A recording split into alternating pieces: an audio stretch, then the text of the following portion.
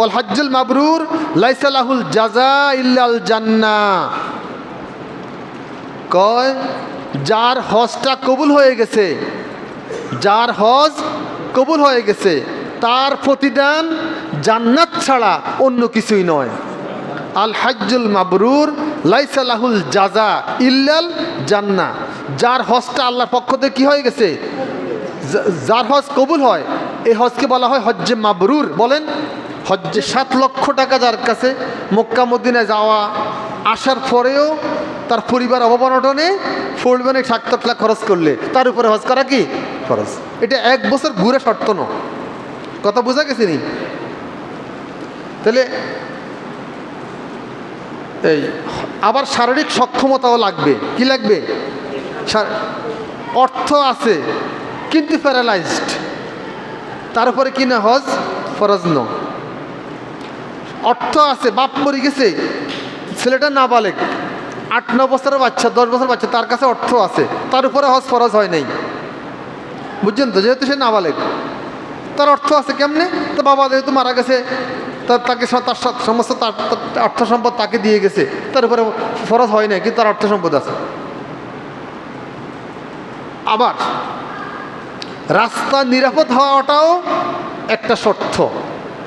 অর্থ আছে তার কাছে প্রচুর, সুস্থ সবল, কিন্তু কি নাই, রাস্তা নিরাপদ ন।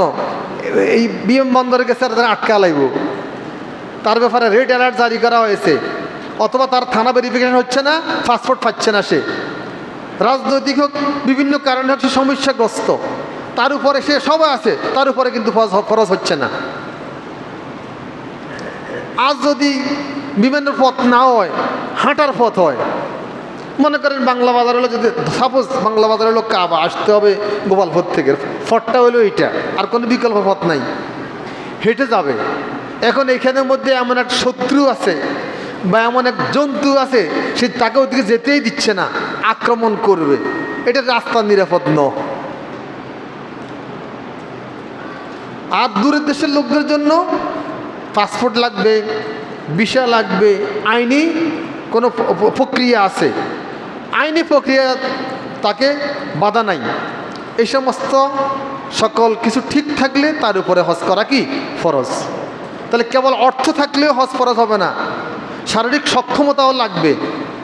এখন এক ব্যক্তির উপরে শারীরিক সক্ষমতা হয়েছে 20 বছর বয়সে, সে বালেক, তখন 30 বছর বয়সে অনেক টাকা তার হয়েছে, সে হজ করতেছে না। কেন করে না? এখন এত সকাল কি হজ করে, আরও পরে করবো নি। এখন মানুষ যদি ডেগা আজি কয়, ডেগা আজি বুঝুন তো, আঙ্গ দেখে তো মানুষ খারাপ মানুষ, ছোটোকালে হজ করলে কয় ডেগা আজি। এক ব্যক্তি ছোটোকালে হজ করছে, হে মরি গেছে, এখনও তাকে ডেগা আজি কয়, তার ছেলেদেরকে ডেগা আজির ফোলা কয়, একটা বেকায়দা। নামাজ যেরকম বালেক হওয়ার সাথে সাথে ফরজ হয়ে যায়, ঠিক হজটাও অর্থ সম্পদে মালিক হওয়ার সাথে সাথে কি হয়ে যায়, ফরজ হয়ে যায়। হ্যাঁ, জীবনে কোনো এক সময়ে আদায় করলে তার ফরজ আদায় হয়ে যাবে। যদি সে কালক্ষেপণ করে এখন না পরে করব, এত সকাল করলে কি হজ রাখা যায় নাকি, এই কথাটা একবারই ভ্রান্ত কথা, গুনার কথা। হজ কেমনে রাখে রে ভাই? ওই বুড়া হলে হজ করবো, আসি ফট করে মরে যাবো, শেষ, তাহলে হজ রাখা যায়। এটা কোনো যুক্তির কথা না, এটা কোনো ইসলামিক কথা না। সুস্থ হজের যে জুহুদ, হজকে জিহাদের সাথে তুলনা করা হয়েছে। পরিশ্রমের এক কাজ হলো হজ। যারা হজ করে এসেছেন হাজী সাহেব বলতে পারবে, আরও কারা কারা গেছেন বলতে পারবেন, কীরকম পরিশ্রমে হজ করছেন নি, কীরকম পরিশ্রমের কাজ হচ্ছে হজ। মক্কা, সেখান থেকে আরাফায় যাওয়া, সাফা মারোয়া সাই, এখান থেকে মনে করেন বাংলা বাজার বা আরও একটু দূর হবে, দৌড়তে হবে 1 বার 2 বার নয় 7 বার। আরাফা, সেখান থেকে মুজদালেফা, সেখান থেকে আবার মিনা, সেখান থেকে আবার কাবা, এই ধারাবাহিক কাজগুলো 6-7 মাইলের ভিতরে। গাড়ি ঘোড়া তো অনেকেই মানে ওটা সম্ভব না, গাড়ি তো মানুষ তো হাঁটি আর আগে যেতে পারে, গাড়ি তো আগে যেতে পারে না। 50-60 লক্ষ লোকের এই যাতায়াত এই সময়ের ভিতরে কঠিন, এর থেকে কঠিনতর। একজন তার মাকে হজ করাইছে হুইল চেয়ারে পুরাই পথটা ঠেলে ঠেলে। আল্লাহু আকবার। কঠিন এক কষ্টের কাজ হলো হজ। তাহলে এটা একবারই বার্ধক্য বয়সে গিয়ে তো আর এই কাজগুলো করা কঠিন তার জন্য, তাই না? এটা জোয়ান থাকতে, শরীরে শক্তি থাকতেই তো করা সম্ভব।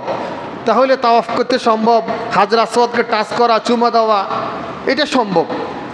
বুড়াতিকালে যায়, হাজরা আসওয়াদকে আর ধরতে পারে না, তখন না পারি না, নাইজেরিয়ানদের এই কালো কালো মোটামুটি ওদের অত্যাচারে পারি না। তো আপনি তো এখন পারবেন না, তারা তো আসছে 20-25 বছর বয়সে। ইন্দোনেশিয়া নাকি শুনলাম তারা তার বিয়ের আগে হজ করে ফেলে। এটা বিয়ে তারা ছেলে মানে মেয়ে বিয়ে দিতে আগে খোঁজ নেয় ছেলেটা হজ করছে কি না। আমাদেরকে আমরা তো ছাত্রী পড়াই, অনেকে আসে মাদ্রাসার মেয়ে খুঁজতেছে তার ছেলেকে বিয়ে করাইবে। হজের কথা জিজ্ঞেস করি না, নামাজের কথা জিজ্ঞেস করি আর কি। মেয়েতে মাদ্রাসার মেয়ে খুঁজতেছেন, ফরদানশীল নামাজি মেয়ে খুঁজতেছেন, আপনার ছেলেটা কি নামাজ পড়ে কিনা, 5 ওয়াক্ত নামাজ পড়ে কিনা। অনেক অভিভাবক আমাদেরকে এই প্রশ্নের সুন্দর উত্তর দিতে পারে না। কথা বোঝা গেছে? বলে যে পড়তে ননি, মেয়ে ঠিকই ছেলেকে নামাজি করে নিবে, ঠিকই বয়স হলে পড়বে, এই সমস্ত কেউ ঘুরে ঘুরে উত্তর দেয়। এটা সঠিক উত্তর না। আপনি একজন ফরদানশীল মেয়ে খোঁজেন, একজন নামাজে মেয়ে খোঁজেন, আপনার সন্তানটাই 5 ওয়াক্ত বাজামাত নামাজ পড়ে কিনা আপনি সঠিক উত্তর দিতে পারলেন না, আপনি এই মেয়ে কেন খুঁজতে আসেন? আল্লাহ রাব্বুল আলামিন নিজে বলছেন,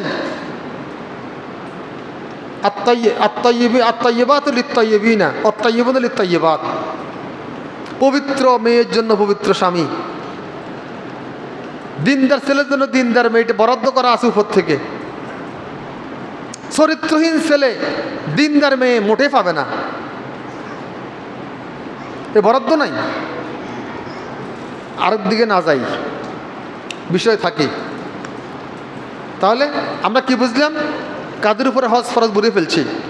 আর মহিলার জন্য বাড়তি একটা শর্ত হচ্ছে তার সাথে কোনো মাহারেম পুরুষ সঙ্গে থাকতে হবে। তার সবগুলো ক্রাইটেরিয়া, সবগুলো শর্ত তার মধ্যে আছে, কিন্তু কি নেই? মাহারেম পুরুষ নেই। মাহারেম কারে কয়? যার সাথে বিবাহ বন্ধন হারাম, যেমন বাবা, সন্তান, ভাই, এদের সাথে বিবাহ বন্ধন কি জায়েজ নেই। মেয়ে জামাই, অত যাদের সাথে বিবাহ বন্ধন হারাম, নাতি, এতে এই সমস্ত মাহারেম পুরুষ মহিলার জন্য সঙ্গে থাকতে হবে। মহিলার ইজ্জত আবরু, এটা মহিলার সম্মান। তাহলে পুরুষদের জন্য হজের শর্তটা একটু সহজ হলেও, শিথিল হলেও মহিলার জন্য একটু জটিল। তাহলে তার লগে একজন মাহারেম পুরুষ দিতে হবে, আরও 7 লাখ লাগবে। 14 লাখ টাকা কমপক্ষে একজন মহিলার উপর থাকলে হয়, তার উপরে হজ ফরজ হইব। হ্যাঁ, মাহারেম পুরুষ যদি অটোমেটিক যাওয়ার মতো লোক এমনি থেকে থাকে, তিনি ভাই হজ করতে যাচ্ছেন, সাথে বোনও যায়, বা সহজ হয় তখন তার জন্য। হাজেরিন, তাহলে আমরা বুঝলাম হজ কার উপরে ফরজ। কেমন? তাহলে হজ ইসলামের 5 স্তম্ভের একটা গুরুত্বপূর্ণ স্তম্ভ। হজ এই সমস্ত যাদের শর্ত বললাম এদের উপরে ফরজ। এই ঈমান রাখতে হবে, এটা আল্লাহর পক্ষ থেকে ফরজ।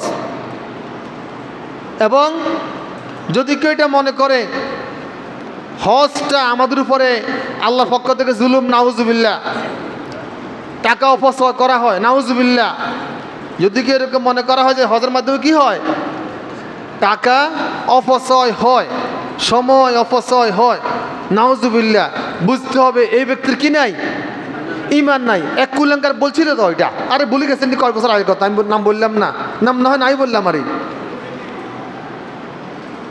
জি, তাহলে কি বলছে হজের মাধ্যমে কি হয়? সে বলছে টাকা অপচয়। আর কুলাঙ্কার বলছিল কি, কয়টা মানে মক্কা মদিনার একটা ব্যবসায়ী লাইন করে গেছে হজের মাধ্যমে নবী মুহাম্মদ, নাউজুবিল্লাহ মিন জালিক।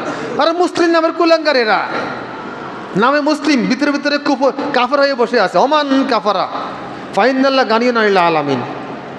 যে ব্যক্তি কুফরি করে, মানে হজকে নিয়ে বিরূপ মন্তব্য করে, এটা আর্থিক জুলুম মনে করে, জরিমানা মনে করে, এরা কুফরি করেছে। আল্লাহ সমস্ত কাফেরদের থেকে মুক্ত। হজ করতে হবে, হজের নিয়ত করতে হবে একমাত্র নিরেট আল্লাহর সন্তুষ্টির জন্য। নামের আগে হাজী সাহেব বসানোর নিয়তে হজ করা জায়েজ নাই, এটা হারাম, গুনাহ হবে। সওয়াব তো দূরের কথা, নামের আগে আলহাজ শব্দটা বা হাজী সাহেব নাম ডাকার একটা মনের আকাঙ্ক্ষা যদি কেউ থাকে এই নিয়তে হজ করে, ও হাজী সাহেব দাঁড়ান, এইটা শুনতে কী যে ভালো লাগে, তাহলে হজটা করেই আসি, মানুষ এরকমভাবে ডাক দিবে, এই নিয়ত যদি কারো থেকে থাকে তাহলে সে গুনাহ করেছে, সে তার হজের সওয়াব হয় নাই। নিরেট কি হইতে হবে? একমাত্র আল্লাহর সন্তুষ্টির জন্য যেতে হবে। এই জন্য আল্লাহ রাব্বুল আলামিন অলিল্লাহি আলান নাসি হজ্জুল বাইত, একমাত্র আল্লাহর জন্য, আল্লাহর সন্তুষ্টির জন্য কাবা ঘরে গিয়ে হজ করতে হবে। কারা? মান ইসতাতা ইলাইহি সাবিলা, যাদের পক্ষে যেখানে যাওয়া পথে করে যাওয়া সম্ভব, সক্ষম যারা।